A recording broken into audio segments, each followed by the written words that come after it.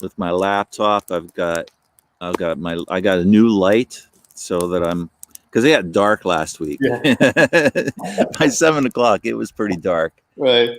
And so I figured I better find a light. And I've got a second monitor here. So, yeah, wilderness live streaming. Right. So I see evidence that we have our first viewer. So we'll go ahead and officially start. This is Stories at Sundown. I'm your Mac McCullough from Willard Library. And with me today is my good friend Jorge Zeballos, all the way from North Carolina. But a lot of people, I'll bet, watching this remember Jorge very well in his time in Battle Creek as the executive director. Would that be the appropriate title? That's right. Yeah, of the Center for Diversity and Innovation. So welcome, Jorge. It's so good to see you. Thank you, Mac. Definitely really good to see you, my friend. Yeah. So selfish of me, I just go out and get all my friends to come on this show. How about that? That's right. No, but I've been excited all day to connect with you, and we've already chatted a little bit. But hey, and everybody, if you're watching, if you want to make a comment, by all means, shoot some questions, and we'll put them up in the screen. But yeah, Jorge, update us, man. What are you up to? What's going on? Well, as you and I have talked before, one of the biggest rewards of the move that I made back to North Carolina is to be reconnected with my kids. Yeah. My two daughters, and that has just been even better than I could have expected. Yeah. I just love being back in their lives, feeling a deeper sense of connection. So if I talk about what I'm doing, I'd say that's what I'm doing. Yeah. The other stuff is kind of like a hobby on the side. But yeah, just being back in their lives. My oldest, I think I mentioned this to you, has turned into a fierce activist. Where did she get that from? I really don't know. There must be some ancestor way back in our ancestry line. But so it's been also a lot of fun that way to be back at a time where what was happening at the national level just propelled her into this role. Yeah. And to be here to not just be her dad, but be a mentor and be a partner in what she's trying to do and be. It's been phenomenal. Yeah. And then I'm doing some consulting on Sure. the side. So that's kind of where my life is at this point. Yeah, I'm so happy for you. We've spent a lot of time talking about family and trying to balance and be in lives, and we're both divorced dads, and that brings a whole other layer of stuff that Yes. So I'm so happy for it. And your oldest, you said, is 19? My oldest is 22. 22. I'm sorry. Yeah, 22. My youngest is going to turn 18 next month. Wow. Yeah. Getting old. I mean, I'm saying it myself. Absolutely, my friend. I'm feeling it more and more. Yeah. And so, I mean, that must be really, as you just said, it must be really cool, gratifying. Is it even a little bit scary, though, to see somebody plunge into activism in such a turbulent time right now? Yeah, right. Because I mean, you and I have talked about this forever about the huge divide that we're in now, and actually, one of the things that she has run into very painfully is that now she has found herself at odds with her mom's family. Yeah. In a really, really bad way, where now she's not in speaking terms with them. Oh, um, and a lot of racism that has come to the surface on their end. She's dating a black man, mm, and comments that they've made where she feels I cannot be around you. I mean, I can't, I can't just bypass that and make something good out of it, because when I hear you say these things, you're speaking about the man that I'm dating, yeah. and I just can't, So it's been hard for her that way. But I'm also extremely proud of like just her ability to be very clear Yeah. about what she needed, what parameters she needed to create for herself. She, a lot of manipulation on the side of her grandfather, for example, trying to rope her back into the family through guilt, and she had to be very firm and say, like, look, yes, I do love you, but that's not enough if you can't at least think about the things that you're saying and the impact that they're having on me and my Yeah. boy. Yeah. So Yeah. I'm just blown away with her ability to just stand her ground. Yeah. Yeah, that's so tough for so many people right now, because it really is a divisive time for families. And I just came back from a visit home, Mm-hmm. and it's not that kind of conflict, thankfully. But there are differences. I grew up in a very red part of Pennsylvania. Yeah. Um, if I go to a supermarket, I won't see anybody wearing a mask, period. And Pennsylvania has stricter guidelines than Michigan does. Mm-hmm. And so it and people are creatures of the environment in which they're in. Absolutely. And that's one of the things that I always was so in awe, impressed, respected about you, was that you as a teacher, which is what I really consider you, not so much a facilitator, presenter, or anything like that, but a teacher. Mm-hmm. You had a way of, I think, being resolute about the things that you believed in, but meeting people where they were. Mm. Um, you know, and it takes that kind of, I think, opening to build those bridges. And you're not always going to build them, but it's better than burning them. Yeah. Yeah. And I appreciate that comment, Mac.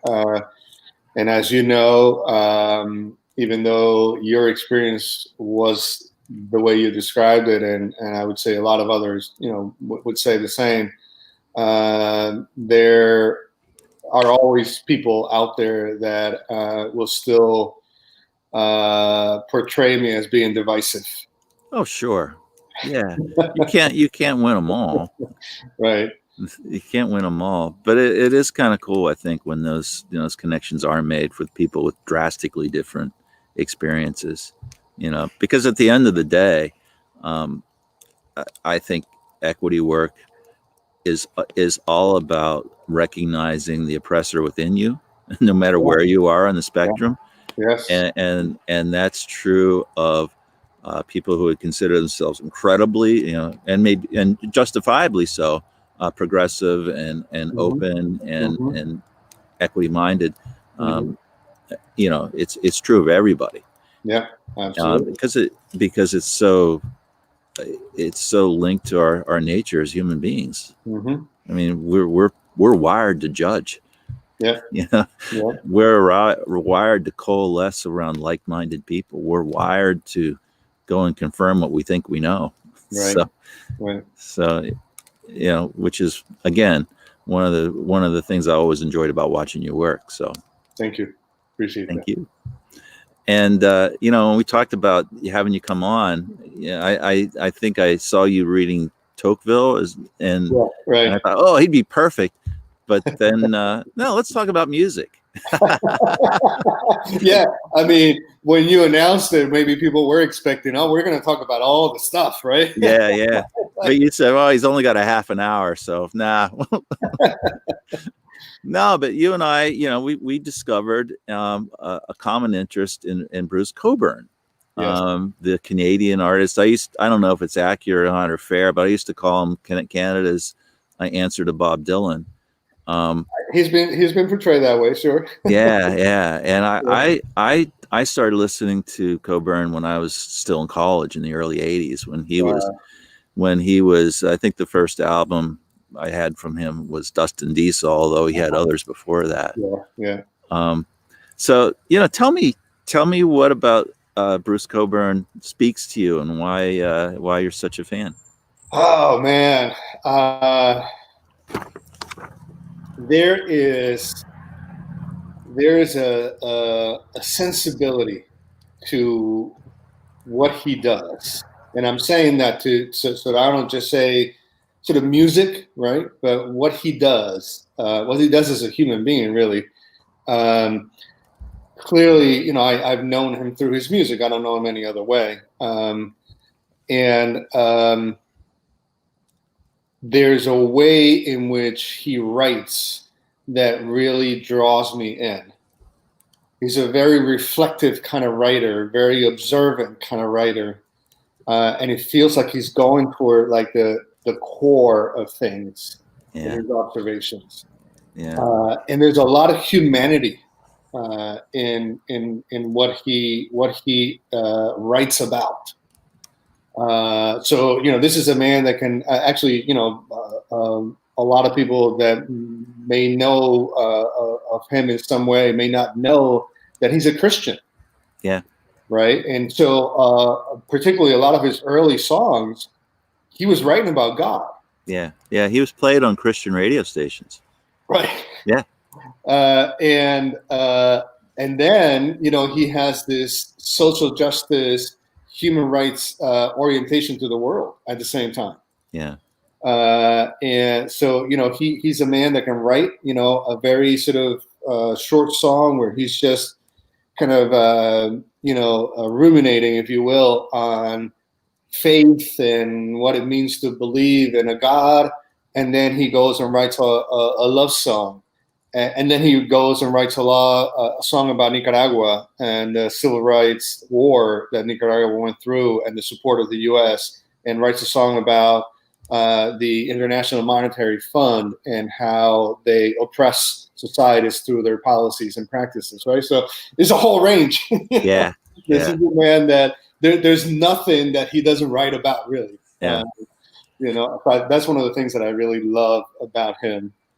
Yeah, it's extraordinary, although it can be said about a lot of my favorite artists, but it's extraordinary that he doesn't get a lot of airtime in the United States, being as close as he is. And his music, if you're not familiar with it, and I'm sorry I'm not able to share it for people to hear little snippets if they're not familiar with it, but the musicianship is really spectacular, and he is a hell of a guitarist. Yeah, he really is. Yeah, I believe it was Eddie Van Halen from Van Halen, right? Yeah, super rocker, heavy rocker. That when they asked him who the best guitarist in the world was, he said Bruce Cockburn. Yeah. And well, you and I had the opportunity to go see him together in Ann Arbor. Yeah. And I think we were both in a little bit of shock. Again, we're talking about our kids are old, our heroes are old, we're old. But he was bent over that guitar, and you could tell it was just from years of like being bent over that guitar that probably helped is probably where he's at. But yeah, he's just amazing. And I did pull something that he. That I kind of, it just echoes exactly what you just said. It was an essay. It was actually from Rumors of Glory, which is his biography. Mm-hmm. And our journey is driven by longing. The superb novelist Robert Olin Butler, a Pulitzer Prize winner, once told me that he teaches his students to incorporate longing in what they write, because longing is perhaps the overarching human emotion. Longing has to do with God, because what humans long for the most is a relationship with the divine. We may not be conscious of it, but we long to know God in whatever context or guise that might mean to the individual, which brings us back to projection, to thinking that the missing elements of who we think we are can be supplied by another person or the pursuit of esoteric knowledge, but only God can fill that hole. I just thought that just grabbed me, and it just kind of illustrates exactly what you're talking about. His music, whether it's truly a love song, or it's a protest song, or whatever it is, it's all about tapping into that sense of the divine, and it's challenging, and it's beautifully written and beautifully played.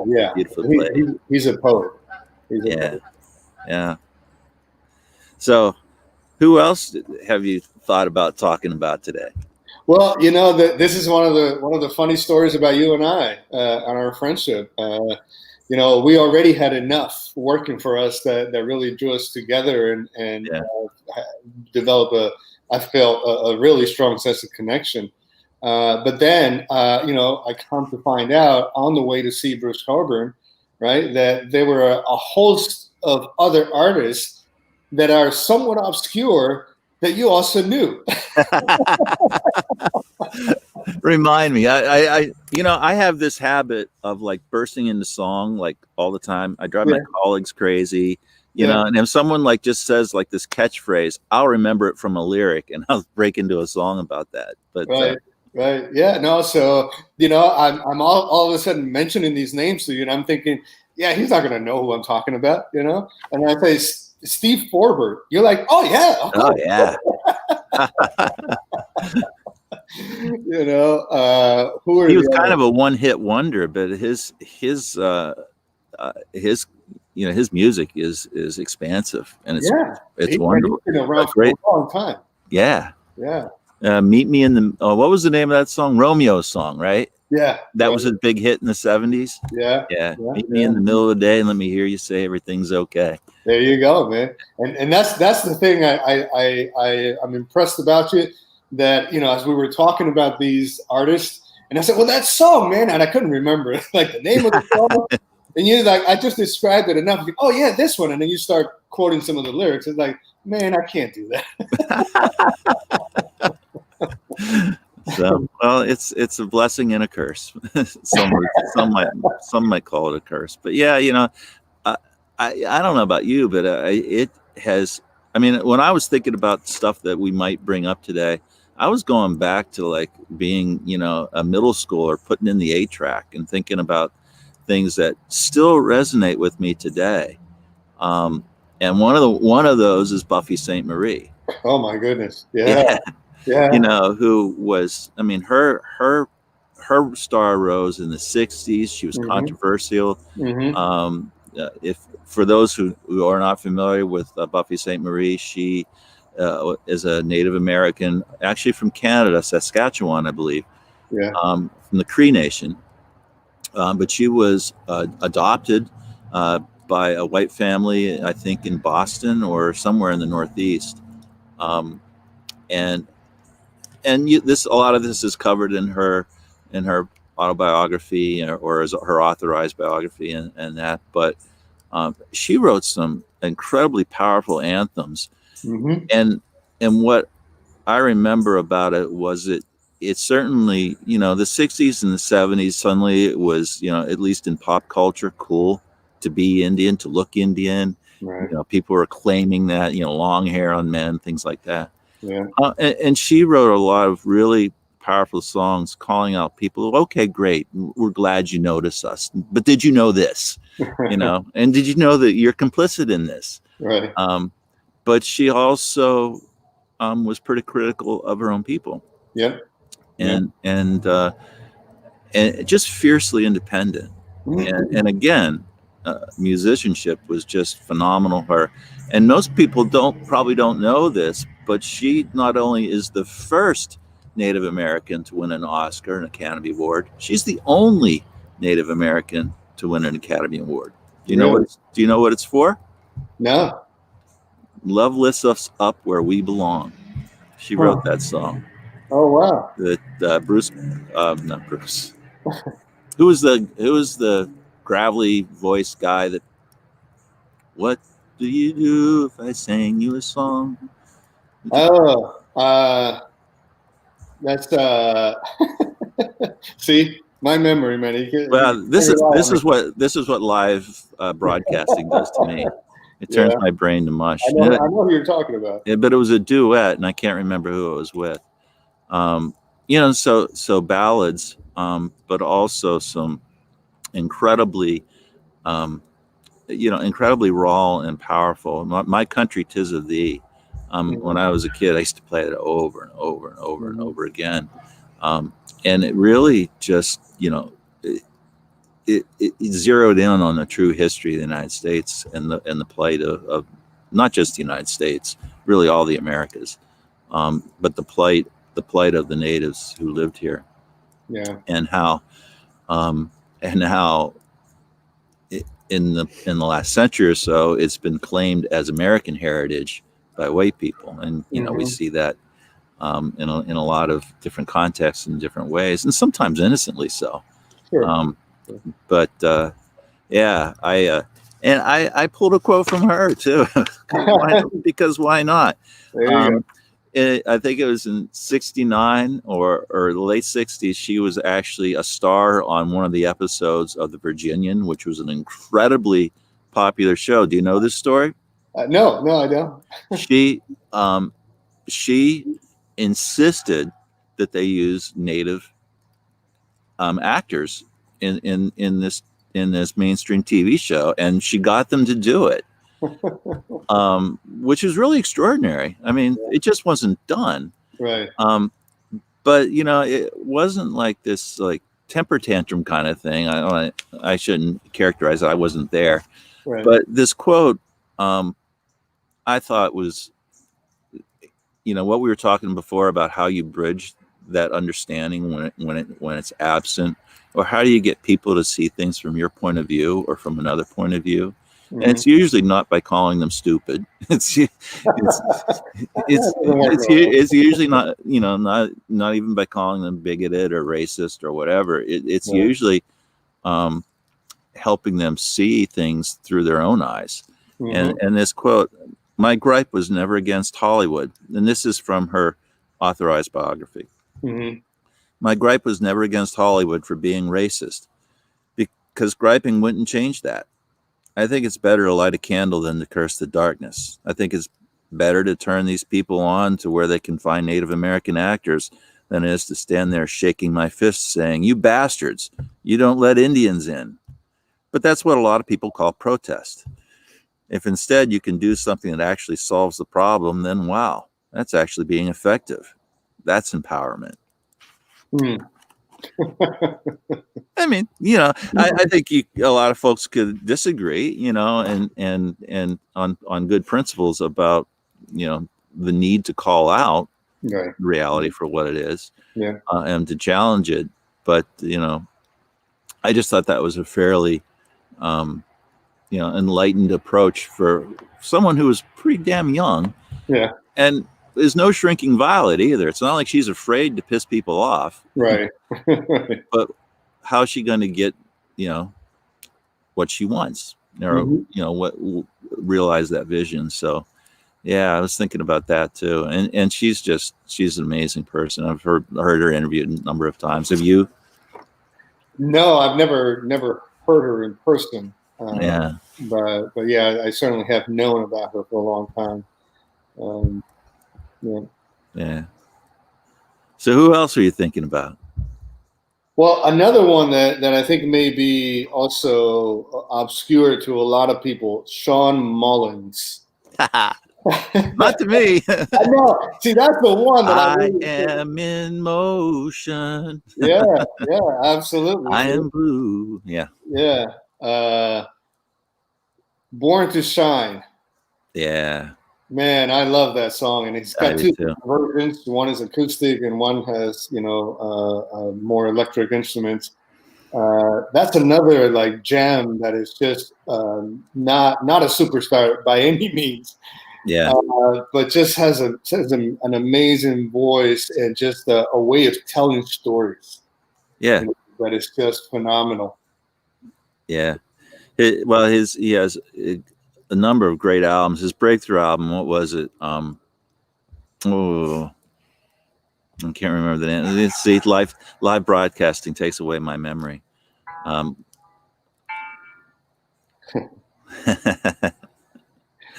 But yeah, born to sharing with us what he knows.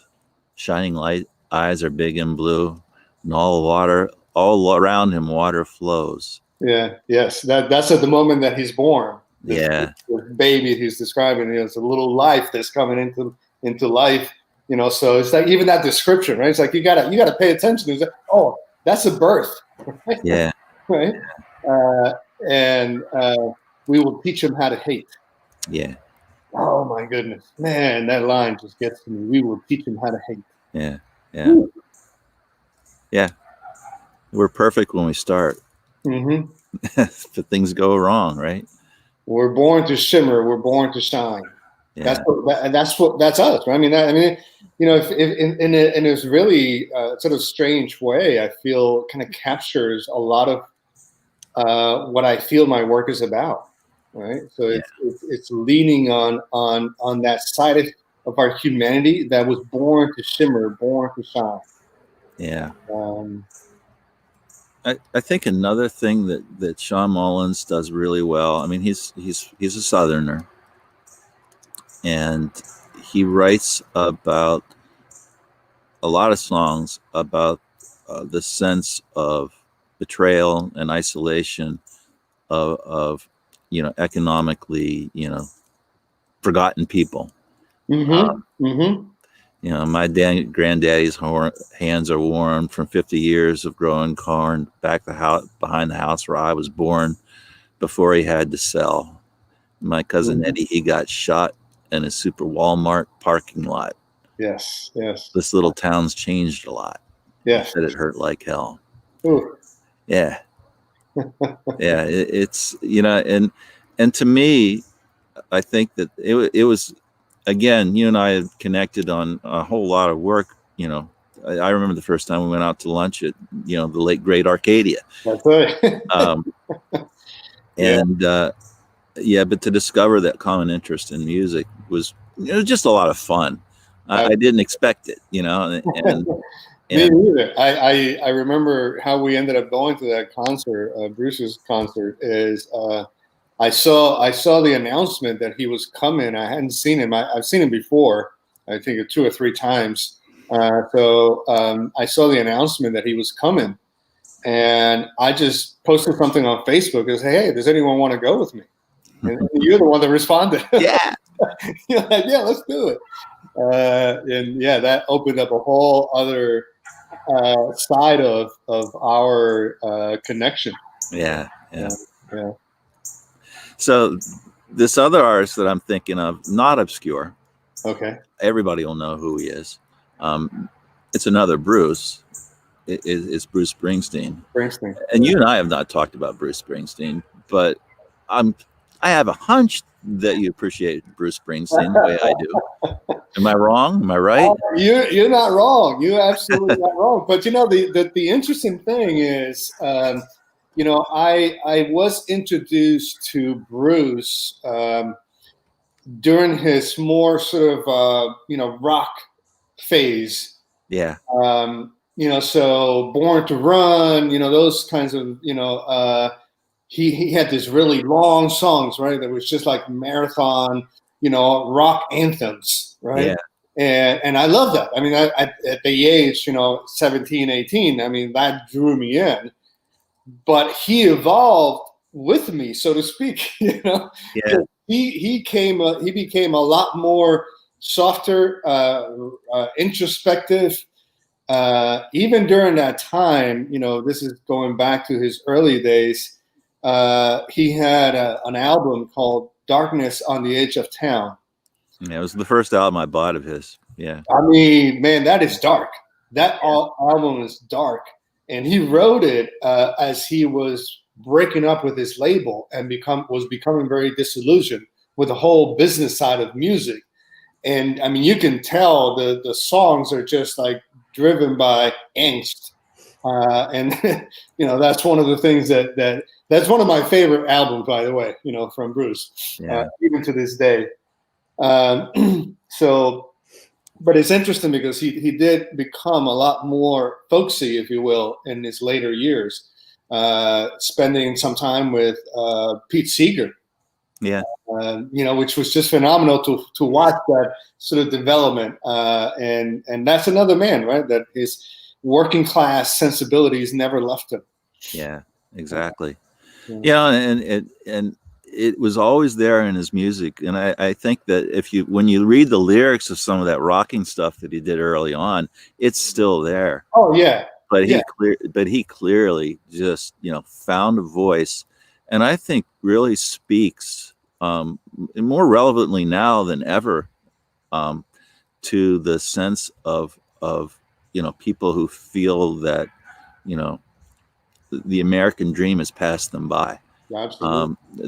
That our government, at every level, our political structure, our political parties, are not concerned with their plight and their loss of opportunity.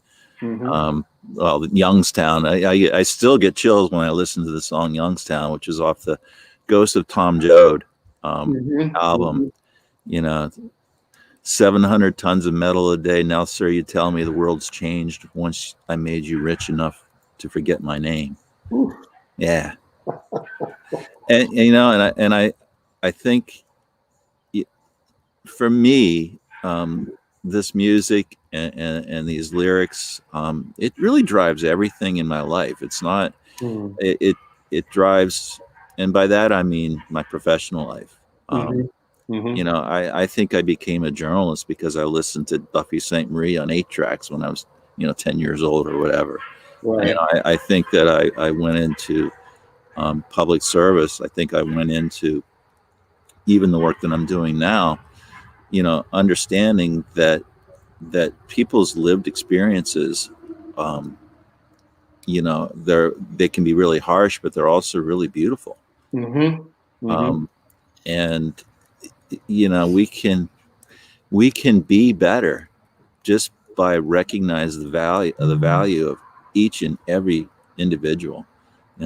This understanding that every human being is redeemable. And that we all have important stories to tell. My mom used to have this saying when I was a kid. We are getting comments. I've been totally remiss in sharing them. Every job is important. Yeah. So I'm just going to throw up a few comments because people type in they deserve resonates. Only God can fill that hole. Yeah. And breaking into the song is part of my charm. And my aunt Michelle DeWolfson, who's 3 months younger than me, points out that it was Joe Cocker that we were trying to come up with. Go. Absolutely. And Leo Ortez just chimes in to say hi. And so good to hear from folks. So we're over half an hour. So yeah, I told you, man, it goes fast. Yeah. I think about if you want to bring up one more thing, but I went and just did research on things that have been written. Dermot Bolger, who was an Irish writer, author, poet, he wrote an essay about how Bruce Springsteen's The River spoke to his working class Dublin. And I think it kind of just speaks to the universality. I mean, Bruce is writing about New Jersey, right? Yeah, right. Which is, I lived in Jersey for 5 years. It's an experience unto itself. I love Jersey. I love New Jersey. But however, the more you live with Springsteen's lyrics, the more you realize how, even amid the seeming economic and emotional implosion of their dreams, Springsteen's narrator still clings to what another poet, Leonard Cohen, called the little wild bouquet, in refusing to allow his spirit to succumb to utter despondency. Even if all that buoys him up, on nights when home feels too lonely a place to return to, are his memories of first love once found by that river. The small flame of those memories remains a benediction that refuses to be quenched. Yeah. Wow. Yeah. And I think that, throughout, the music that attracts me has its roots in that fundamental hope about what life can be. Mm-hmm. And that's in a protest song, Mm-hmm. that's in a love song, that's in a lament, that's in a hopeful song. And we just need a lot more of that. And that for me is why music is so important to me. Yeah. Yeah. Me too. I mean, I can't spend too many days without listening to music. I feel empty. Yeah. So Well, thank you so much for joining me. And I also just realized I left Leah up the whole time. It's not fair. She gets all that screen time. Hi, Leah. It's really great to see you. Thank you for joining. Any words of wisdom for the good of the order before we leave? Put you on the spot. Absolutely. I felt the pressure coming, words of wisdom. Oh my goodness. I don't know that I have words of wisdom. I'm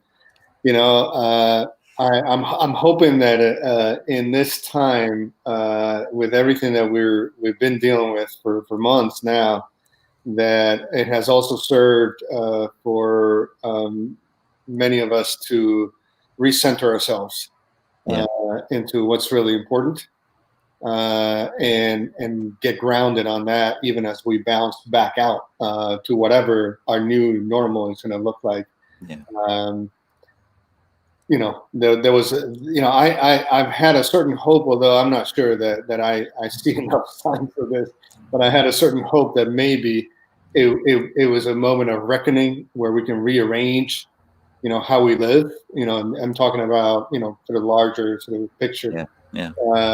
Again, it still may be happening. It might just, take a little bit longer, but I'm hoping, at least for us as individuals, that we've been able to use this time to recenter ourselves. Yeah. I'm right there with you, hoping, trying. Yeah, exactly. It's not easy. It's not easy, right? No. But I think I think it has allowed a little bit of extra time for us to pay more attention to what's really important.